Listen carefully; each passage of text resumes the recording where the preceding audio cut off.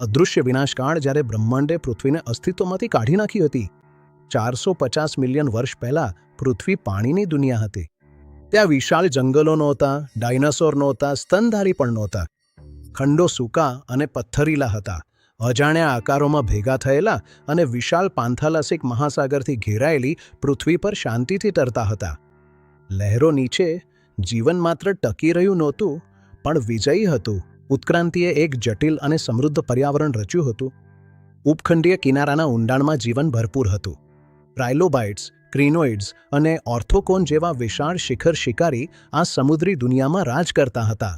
દસિયો million વર્ષો સુધી આ સમુદ્રી દુનિયાએ ઊંડા સ્થિરતાના યુગનો આનંદ માણ્યો હતો। મહાસાગરો દયાળુ હતા। ઓર્ડોવિશિયન યુગના જીવોએ તેમના ક્ષેત્રફળ સંપૂર્ણપણે કાબૂ મેળવી લીધો હતો, પણ તેઓ તેમના ઉપર ચાલતી બ્રહ્માંડની ઘડિયાળથી સંપૂર્ણ અજાણ હતા। તેમનો વિનાશ ટેક્ટોનિક પ્લેટ્સની હલચલથી કે ભૂમિ પરના જ્વાળામુખીના વિસ્ફોટથી થવાનો નહોતો। મૃત્યુદંડ આપનાર અંતરિક્ષની ગહન ઊંડાઈમાં રાહ જોઈ રહ્યો હતો। રાત્રિના આકાશમાં જુઓ તો તારાઓ શાશ્વત લાગે છે। એક ખગોળ ભૌતિકશાસ્ત્રી તરીકે હું કહી શકું છું કે તેઓ એમાં બિલકુલ નથી। અમારા નાજુક વાદળી ગ્રહથી 6000 પ્રકાશ વર્ષ દૂર એક દૈત્ય મરી રહ્યો હતો। આ એક વોલ્ફ રેડ તારાની મૃત્યુ છે, એક હાઇપરનોવા। જેમ તેના કોરમાં સંકોચાઈને એક નવજાત બ્લેક હોલ બને છે, તેમ અરાજકતા છવાઈ જાય છે। શૂન્યમાં બમતી દ્રવ્ય પ્રકાશની ઝડપની નજીક સુધી તેજીથી આગળ ધપે છે, વિશાળ ચુંબકીય ક્ષેત્રો દ્વારા માર્ગદર્શન પામે છે અને બહાર ફેંકાઈ જાય છે। આ રિલેટિવિસ્ટિક જેટ્સ છે અને તેઓ બ્રહ્માંડમાં મહાવિસ્ફોટ પછીની સૌથી હિંસક ઘટના એટલે કે ગામા રે બર્સ્ટ પહોંચાડવાનું સાધન છે। ખગોળ ભૌતિકશાસ્ત્રમાં આપણે ઉર્જાને દ્રવ્ય દ્વારા સમજીએ છીએ, પણ અહીં એ સમીકરણ વિનાશક સ્તરે પહોંચે છે। માત્ર 10 સેકન્ડમાં આ ગામા રે બર્સ્ટ એટલી ઉર્જા મુક્ત કરે છે જેટલી આપણું સૂર્ય તેની આખી 10 અબજ વર્ષની આયુષ્ય દરમિયાન પણ ઉત્સર્જિત કરશે નહીં। આ આખી ગેલેક્સીમાં સંપૂર્ણ શાંતિમાં મુસાફરી કરે છે। આ સંપૂર્ણપણે અદૃશ્ય છે અને સીધું પૃથ્વી તરફ નિશાન સાધે છે। જ્યારે આ કિરણ પૃથ્વીને વાગે છે ત્યારે કોઈ ખાડો પડતો નથી, કોઈ આંચકાનો તરંગ નથી। ગામા કિરણો માત્ર ગ્રહ પર વહેતી જાય છે। આ પૃથ્વીના ઉપરના વાતાવરણને ઘાતક ઉર્જાવાળા ફોટોનથી સ્નાન કરાવે છે। પણ સાચી વિનાશકતા તો એ પછી થતી રાસાયણિક જાદુગરીમાં છે। પૃથ્વીનું વાતાવરણ નાઇટ્રોજન અને ઓક્સિજનથી બનેલું છે। જ્યારે ગામા કિરણો આમાંથી પસાર થાય છે ત્યારે તે આ અણુઓને તોડી નાખે છે। આ પરમાણુના ટુકડા નવા સાથીઓ શોધે છે અને ફરીથી જોડાઈને ઝેરી સંયોજન નાઇટ્રોજન ડાયોક્સાઇડ બનાવે છે। આકાશ બીમાર પડેલા નીલાંચટિયા કેસરિયા રંગમાં ફેરવાઈ જાય છે। આ છે નાઇટ્રોજન ડાયોક્સાઇડની પરછાઈ। એક પળમાં આ પ્રતિક્રિયા આપણું ઓઝોન સ્તર દૂર કરી નાખે છે। આ નાજુક ગ્રહીય ઢાળ જે જટિલ જીવનને શક્ય બનાવે છે, હવે ગુમ થઈ ગઈ છે।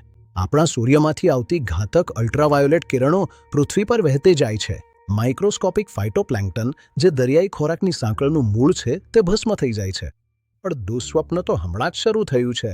કેમ એક જ્વલંત કિરણોની લહેર બરફયુગ લાવી શકે? આ જ મોડલેટ ઓર્ડોવિશિયન યુગનું મોટું પેરાડોક્સ હતું। જવાબે બીમાર કેસરિયા ધૂંધમાં છુપાયેલો છે। નાઇટ્રોજન ડાયોક્સાઇડ દેખાતા સૂર્યપ્રકાશને અવરોધે છે। આ પડછાઈ આખા ગ્રહ માટે એક અરીસાની જેમ કામ કરે છે। ગ્રહ એક ક્રૂર થર્મલ ઇન્વર્જન અનુભવવી પડે છે। જે દુનિયા પહેલા ગરમ ગ્રીનહાઉસ હતી તે ઝડપથી બર્ફીલી બની જાય છે। વિશાળ હિમન નદીઓ સમતલ રેખા તરફ આગળ વધે છે। સમુદ્ર સ્પષ્ટ રીતે પાછળ હટે છે અને ખંડીય શેલ્ફને ઠંડી હવામાં ખુલ્લા મૂકે છે। આ ઘટનાનો વિડીયો આપણા પાસે નથી, પણ પૃથ્વી પાસે પુરાવા છે। ભૂગોળશાસ્ત્રીઓએ પથ્થરમાં લખાયેલો ડરમનું પુરાવું શોધ્યું છે। અમે તેને કાર્બન આઇસોટોપ એક્સકર્શન કહીએ છીએ, જે વૈશ્વિક કાર્બન ચક્રમાં થયેલી વિનાશક અવ્યવસ્થા છે અને જે મોડલેટ ઓર્ડોવિશનના સ્તરોમાં લખાયેલી છે। જેમ જેમ હિમન નદીઓએ ગ્રહનું પાણી બંધ કરી દીધું, તેમ તેમ દરિયાની સપાટી તીવ્રપણે ઘટી ગઈ। પેલિયોઝોઇક જીવનના નર્સરીઓ અચાનક ખુલ્લી પડી ગઈ। ત્યાં રહેતા જીવજંતુઓ સૌથી પહેલા મરી ગયા। મહાન વિનાશની શરૂઆત થઈ ગઈ હતી। આ એક જ દયાળુ ઘન હતો। પહેલા અદ્રશ્ય કિરણોત્સર્ગની આગ, પછી શ્વાસ રોકી નાખે તેવી ઠંડી બરફ। સમુદ્રી પ્રવાહો જળ બની ગયા। પાણીએ પોતાનું ઓક્સિજન ગુમાવી દીધું। જીવંત રીફ હવે રહી નથી। હવે તે એક અંધકારમય ઠંડી બંજાર જમીન છે। પૃથ્વી પરની 85% તમામ પ્રજાતિઓ નાશ પામી ગઈ હતી। આખા પરિવારજનો ફોસિલ રેકોર્ડમાંથી ગાયબ થઈ ગયા, ક્યારેય પાછા ન ફરવા માટે। મહાન ઓર્થોકોન ખાલી શંખોમાં ફેરવાઈ ગયા, જે ખાઈમાં ડૂબી રહ્યા હતા। આ ઇતિહાસની બીજી સૌથી ઘાતક સામૂહિક વિનાશ હતી। પૃથ્વી પરનું જીવન સંપૂર્ણ વિનાશથી માત્ર એક તણખલાણી દરિયે બચ્યું હતું। અંતે લાખો વર્ષો પછી વાતાવરણ ફરીથી સ્વસ્થ બન્યું. બરફ પાછો ખેંચાઈ ગયો. સૂર્યની કિરણો ફરીથી ચણકી. બચી ગયેલા જીવનના દ્રઢ 15% અંધકારમાંથી બહાર આવીને ફરીથી જીવન રચવાનું શરૂ કર્યું. પણ એક ગંભીર હકીકત હજુ પણ બાકી છે.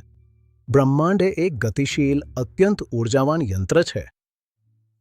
ગામા કિરણ વિસ્ફોટો આ જ ક્ષણે દૂરના ગેલેક્સીમાં થઈ રહ્યા છે. આ ઘટના એ સંપૂર્ણપણે અનિયમિત અનુમાનથી બહાર અને નિષ્પક્ષ છે. અમે બ્રહ્માંડના એક ગોળીબારના મેદાનમાં તરતા જઈ રહ્યા છીએ. 450 મિલિયન વર્ષ પહેલા એક મરતી તારાએ ટ્રિગર દબાયો અને પહેલીવાર બ્રહ્માંડે આપણું અસ્તિત્વ નોંધ્યું. આ છેલ્લું પણ હોઈ શકે તેમ નથી.